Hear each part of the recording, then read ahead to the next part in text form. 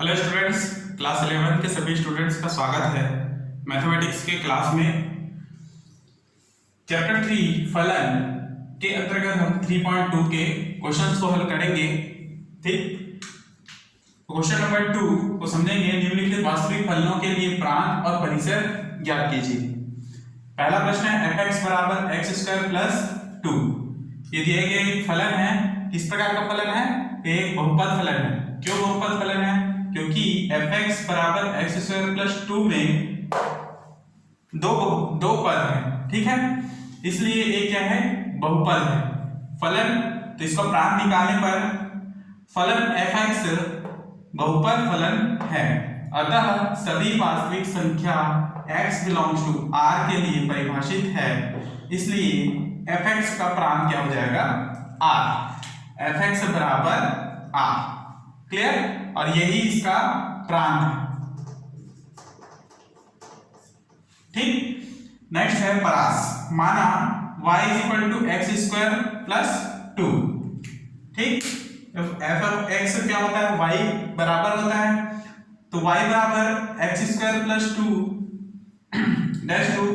देखिए x का मान निकालना है यहाँ पे, तो x² बराबर y माइनस 2, फिर स्क्वायर को इधर लेके y x = plus minus √1 y minus 2। चूंकि x वास्तविक है, अतः y ग्रेटर देन 0 नहीं हो सकता है। x क्या है?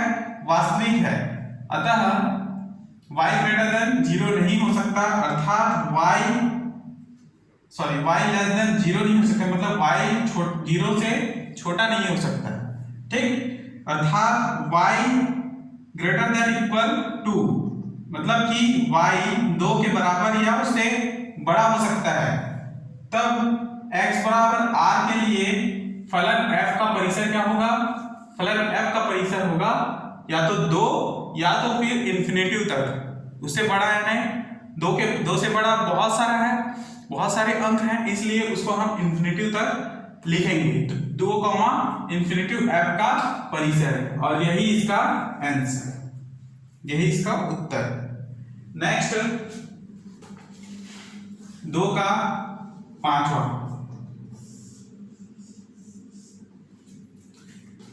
f(x) = x minus 3 √x minus 3 का प्रांत व परिसर ज्ञात कीजिए। तो दिया है f(x) √x minus 3। प्रांत, देखिए प्रांत निकालना है। तो प्रांत फलन f(x) परिभाषित है, फलन f(x) परिभाषित है। तो x minus 3 greater than equal 0। ठीक, x minus 3 0 से बड़ा है या बराबर भी होगा, तो x ग्रेटर देन इक्वल 3 को इधर लेंगे तो x ग्रेटर देन इक्वल 3, तो x बिलोंग्स टू 3, इंफिनिटिव। ठीक है, तो देखो यदि x ग्रेटर देन इक्वल 3 हो तो इसका अर्थ यह है कि x का मान जो है 3 से बड़ा होगा या 3 के बराबर होगा। यदि 3 के बराबर होगा तो हम लोग लिखेंगे 3, और यदि 3 से बड़ा होगा तो कितना बड़ा होगा, मतलब कितने अंकों वाला होगा, ये हमको नहीं पता है, इसलिए उसको इंफिनिटिव लिखेंगे। और यहां पर छोटा ब्रैकेट आएगा ओपन इंटरवल का। क्लियर? और यही इसका प्रांत है। इसको आप चिन्ह विधि से भी दर्शा सकते हो।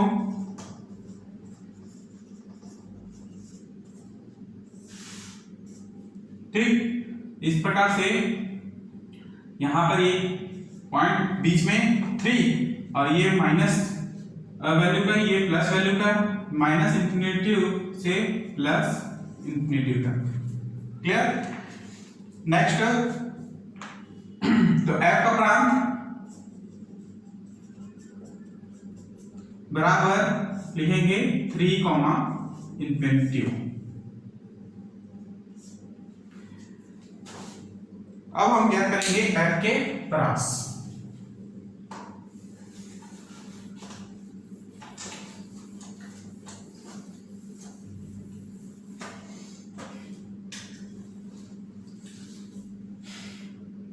f का परिसर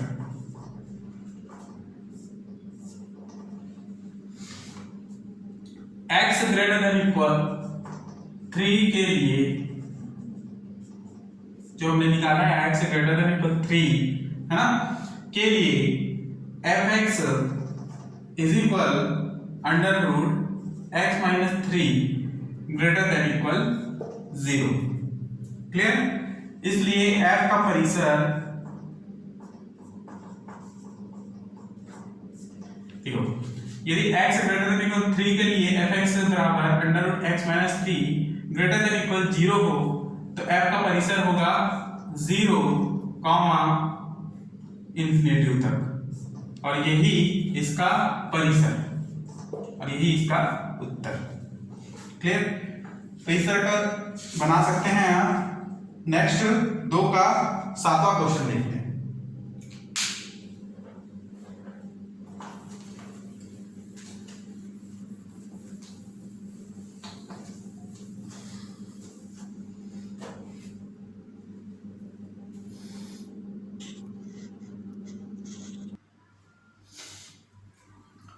तो देखेंगे क्वेश्चन नंबर 2 में, क्वेश्चन नंबर 2 का 12वां, वास्तविक फलनों के लिए प्रांत और परिसर ज्ञात कीजिए। प्रांत और परिसर निकालना है। दिया गया फलन fx बराबर x minus 1 upon 1 minus x। ठीक, सबसे पहले प्रश्न को लिख लेंगे जो दिया गया है। ठीक, अब उसमें हम प्रांत ज्ञात करेंगे तो लिखेंगे प्रांत फलन fx बराबर, देखिए यहां से x माइनस 1 है, ये तो x पर x minus 1 is equal to 0 लेके चले तो x बराबर क्या निकलेगा 1। तो x बराबर 1 को छोड़कर सभी वास्तविक संख्याओं के लिए परिभाषित है कौन? fx, क्योंकि इस बिंदु पर फलन अपरिमित रूप 0/0 ग्रहण कर लेता है, इसलिए f का प्रांत क्या होगा r माइनस 1।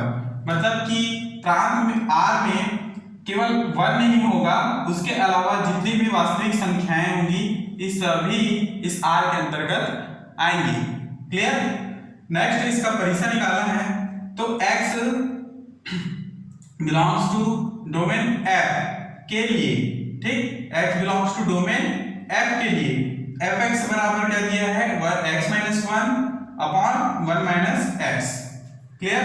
जब आप इसमें से माइनस चिन्ह कॉमन निकालते हो तो 1 माइनस x होगा और 1 minus x upon 1 minus x cut जाएंगे तो बचेगा माइनस 1 यानी कि f का परिसर या परास बराबर क्या निकला -1, और यही -1 क्या है एक परिसर का मतलब परिसर का वास्तविक संख्या यानी r को दर्शाता है, और यही इसका उत्तर है। क्लियर? नेक्स्ट क्वेश्चन नंबर 3 में आएंगे हम। क्वेश्चन नंबर 3 को समझे। दिया है fx बराबर 5 प्लस 4 cos x। ठीक,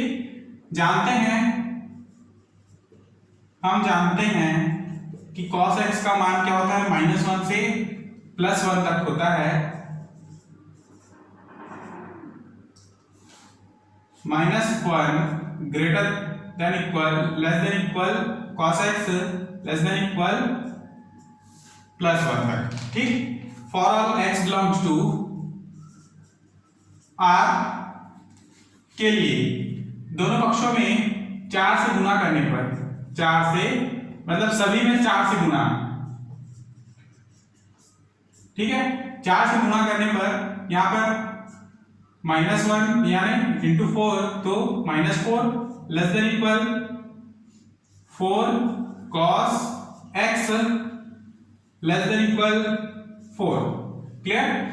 अब सभी पक्षों में सभी वैल्यू में हम 5 जोड़ देंगे। यहाँ 5 जोड़ेंगे तो 5 प्लस माइनस होगा 4 less than equal 5 plus 4 cos x less than equal plus 5 plus 4। अब 5 में से 4 गया 1, 5 में से 4 गया 1 less than equal 5 plus 4 cos x less than equal 5 4 9। इसका अर्थ ये है कि 5 प्लस 4 cos x का मान 1 से लेके 9 तक है और यही इसका परास है। ठीक, तो लिखेंगे कि f का परास बराबर 1,9 और ये आंसर। क्लियर। तो तीसरा क्वेश्चन का दूसरा इस प्रकार बनेगा, बाकी क्वेश्चन भी इसी तरह ही बनेंगे। नेक्स्ट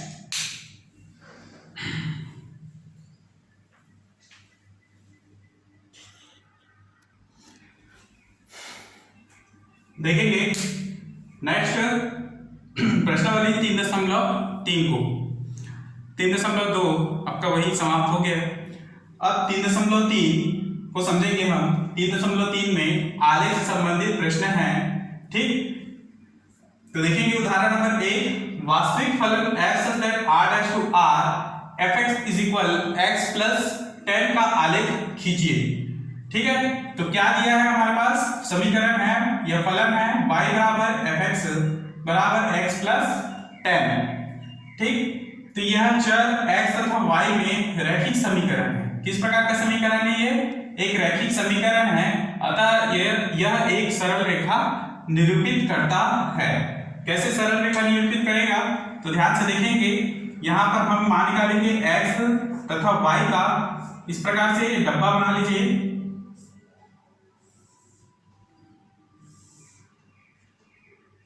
ठीक, जब आप x का मान यहां पर 0 रखते हैं तो y का मान यहां पर 10 आएगा। क्लियर।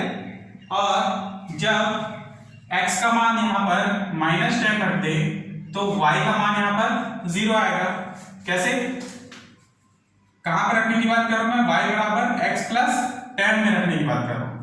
ये y बराबर x प्लस 10 है। ठीक है, यदि आप x बराबर 0 रखते हैं तो y बराबर क्या होगा? y बराबर 10। ठीक, उसी प्रकार जब x बराबर -10 रखते हैं तो y बराबर -10 प्लस 10 इज इक्वल टू 0। तो यही जो बता रहा हूं। ठीक है, ये x का वैल्यू ऊपर रखना है, y का वैल्यू जो है नीचे रख देना है। क्लियर। तो ये दो मान मिले हैं हमको x और y के। तो देखना है संख्या जो ग्राफ हमने बनाया है उसमें आपको इस रेखा को निरूपित करना है इस मान को लेकर। तो सबसे पहले देखें कि x बराबर 0 y बराबर 10। x बराबर 0 यहां पर आएगा और y बराबर 10 का अर्थ यहां। ठीक, यहां पर होगा x बराबर 0, 10। क्लियर। दूसरा पॉइंट है, यदि x बराबर -10 हो और y बराबर 0 तो y बराबर 0 यहां पे आएगा, x बराबर -10 होगा वो यहां आएगा। तो यहां पर लिखेंगे -10, 0। ठीक, अब इसको आप इस पॉइंट से मिलाएंगे तो देखिए इस प्रकार से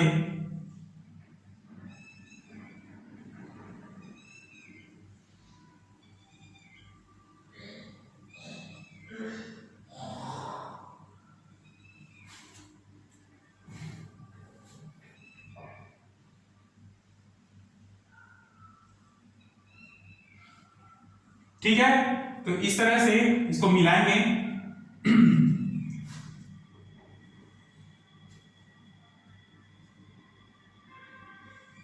तो ये ग्राफ बनेगा सरल रेखा का ग्राफ, जिसको y बराबर x प्लस 10 से दर्शाते हैं। ठीक, ये दो अक्ष आपको खींचना है, x अक्ष और y अक्ष के लिए ग्राफ।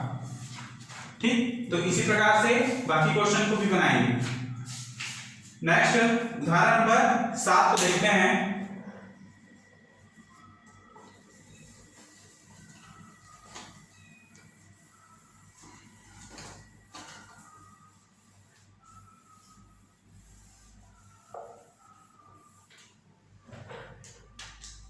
निम्नलिखित फलन का ग्राफ बनाइए। उदाहरण नंबर 7, निम्नलिखित फलन का ग्राफ बनाएंगे।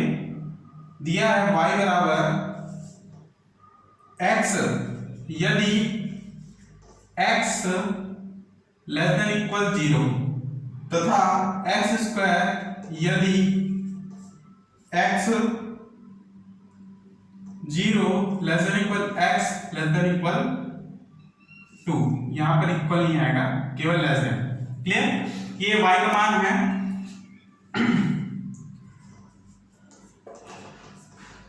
सबसे पहले आपको y बराबर x लेकर चलेंगे, है ना। तो y बराबर जब x है, पहला पॉइंट x, जब x लेस देन इक्वल 0, ठीक, जब x लेस देन इक्वल 0 तो यह एक सरल रेखा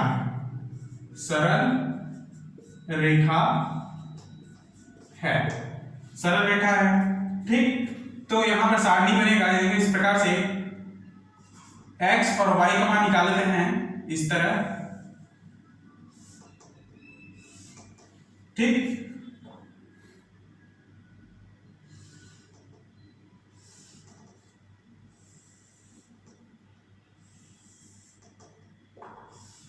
जब आप x का मान 0 रखते हैं, यहां पर, कहां, यहां, जब x का मान 0 रखते हैं, y बराबर भी 0, फिर x का मान आप -1 रखते हैं तो y का मान भी -1। उसी प्रकार जब x का मान आप -2 रखते हैं तो y का मान भी -2 ही होगा। क्लियर? तो ये x और y के मान को हम दर्शाएंगे एक ग्राफ के माध्यम से। दूसरा पॉइंट लेकर चलेंगे, जब y बराबर x स्क्वायर हो, जब 0 less than equal 0 less than x less than equal 2, ठीक। अब इसके लिए सारणी किस प्रकार से तैयार करेंगे, ये देखें। x और y का मान, ठीक। जब x इज इक्वल टू 1 रखते हैं,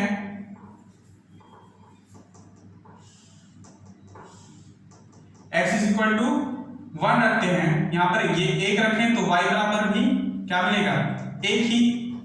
जब x बराबर हम रखते हैं 2 तो y का मान हो जाता है 4। क्लियर? x का मान जब 2 रखते हैं तो y बराबर क्या मिलता है, तो 4 मिलता है। क्लियर? तो ये दूसरा पॉइंट y बराबर x स्क्वायर के लिए x और y का मान। अब इसको हम ग्राफ में x y अक्ष में दर्शाएंगे।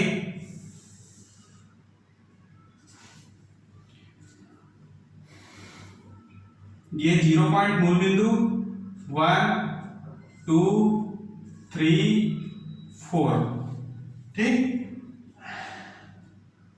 -1 -2 -3 -4। क्लियर? ये है x डैश, ये x अक्ष, ये 1 2 3 4, ये y अक्ष है, ठीक। और उसी प्रकार -1 -2 -3 -4, ये y डैश अक्ष है, ठीक। अब देखिए x बराबर 0 y बराबर 0 यहां पर आएगा, ठीक। x बराबर 0 y बराबर 0, फिर x बराबर -1 y बराबर -1, तो x बराबर -1 अर्थात -1 का मान x डैश में आएगा यहाँ, और y बराबर -1 का मान भी यहाँ पर आएगा y डैश में। तो दोनों का वैल्यू क्या आएगा, इस पॉइंट पर, ठीक। x बराबर -1 y बराबर -1, x बराबर 2 x बराबर -2 और y बराबर -2, तो x बराबर -2 y बराबर -2 का पॉइंट होगा यहाँ। क्लियर? नेक्स्ट दूसरे पॉइंट में आएंगे हम y बराबर एक्स स्क्वायर में। तो सबसे पहले आप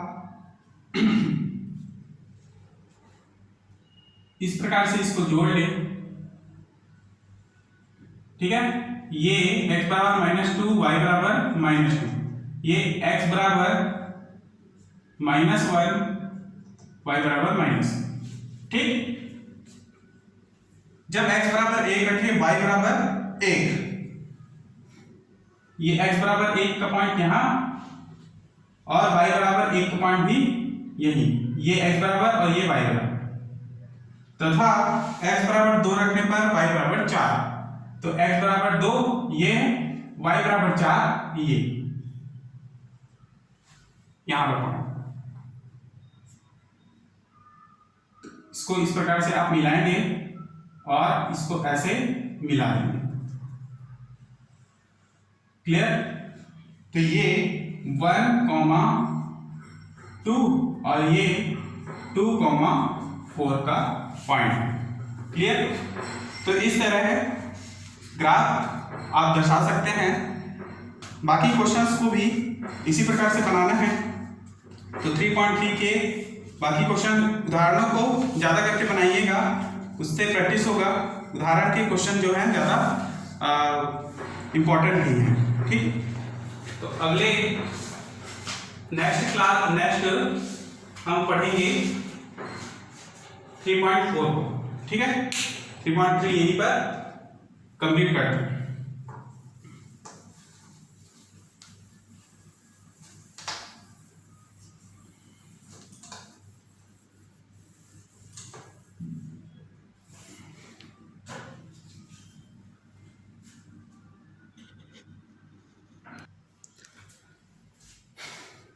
तो 3.4 के क्वेश्चन को हम समझते हैं। कुछ समय बचा हुआ है तो ध्यान से देखेंगे 3.4 के क्वेश्चन। पहला प्रश्न है, यदि f(x) बराबर x² + 1 और g(x) बराबर x² - 5x + 6 तब ज्ञात कीजिए। पहला पॉइंट है f + g। उसी प्रकार f - g भी निकालना है, इसमें f × g और f/g का मान भी निकालना है। तो देखिए पहला f + g, चूंकि ये फलन f(x) को दर्शा रहा है,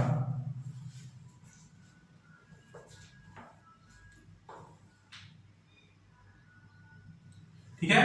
तो क्योंकि हल देखें, सबसे पहले दिया है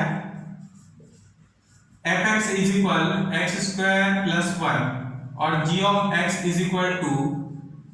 x² - 5x + 6। प्रश्न से f + g of x लेकर चलेंगे, ठीक। आप इसको अलग अलग लिख सकते हैं, f(x) + g of x।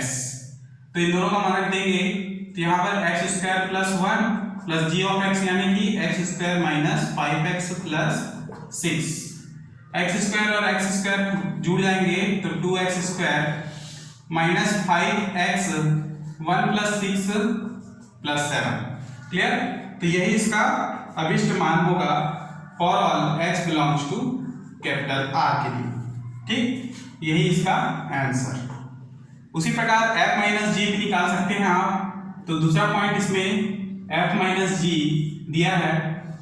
हल, जब आप इसको f - g of x लेकर चले तो f(x) - g of x में इसको तोड़ दें, बराबर f(x) का मान है x² + 1 minus g of x का मान है x² -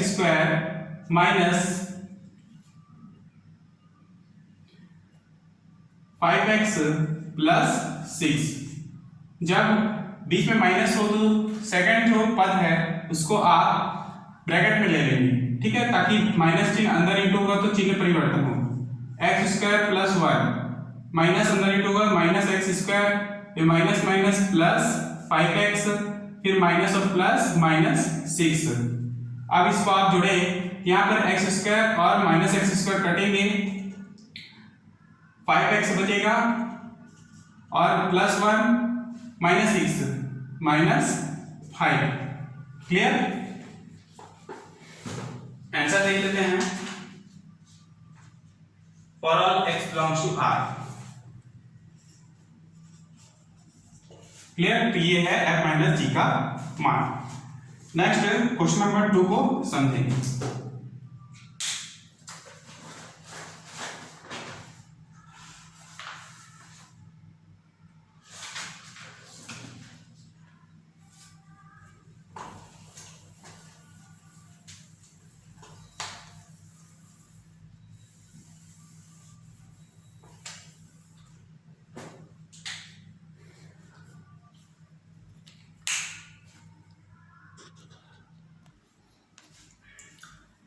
देखेंगे 3.4 का क्वेश्चन नंबर 2।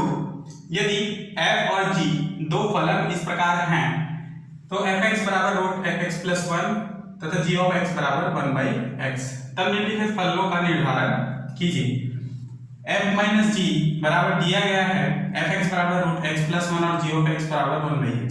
ये सभी ऋणात्मक वास्तविक संख्या है, तो fx सभी ऋणात्मक वास्तविक संख्याओं के लिए परिभाषित है, इसलिए हम मान निकालेंगे f minus g of x बराबर fx minus g of x।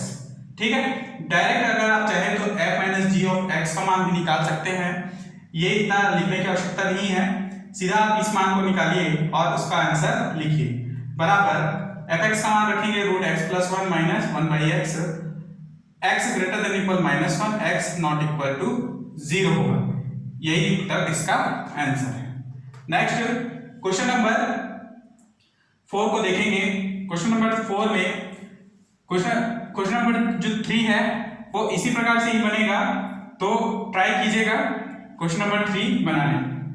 यदि fx बराबर x लेस देन इक्वल 10 और g ऑफ x बराबर 4, x ग्रेटर देन इक्वल 0, तो x का मान जो है 10 के बराबर और 10 से छोटा होना चाहिए तथा 0 के बराबर या 0 से बड़ा होना चाहिए।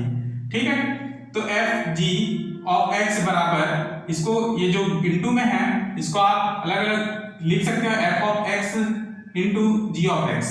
ठीक, बराबर f ऑफ x का मान x into g of x का मान 4, तो इसको बराबर लिखेंगे 4x। For all x belongs to 0, 10। x belongs to 0, 10 इसलिए लिखे हैं क्योंकि x का मान जो है 10 से बड़ा नहीं हो सकता और 0 से छोटा नहीं हो सकता। क्लियर? इसलिए x बराबर 0 to 10 तक के मान लिया गया है।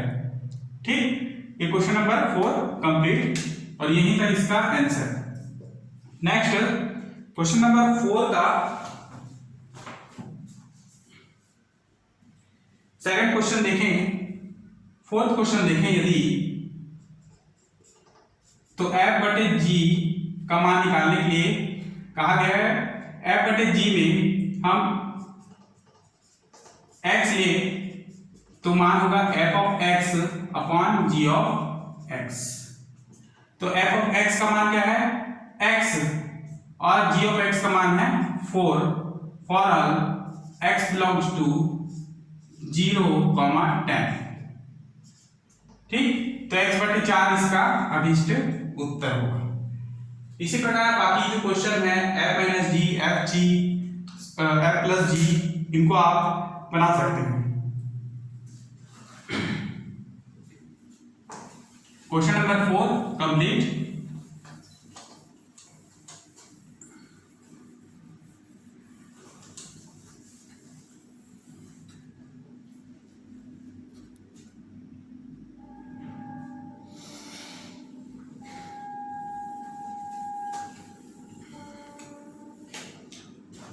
तो आज की क्लास में हम क्वेश्चन नंबर 4 तक ही पढ़ रहे हैं। आगे के क्लास में हम इसके आगे के क्वेश्चंस को हल करेंगे। तब तक के लिए धन्यवाद।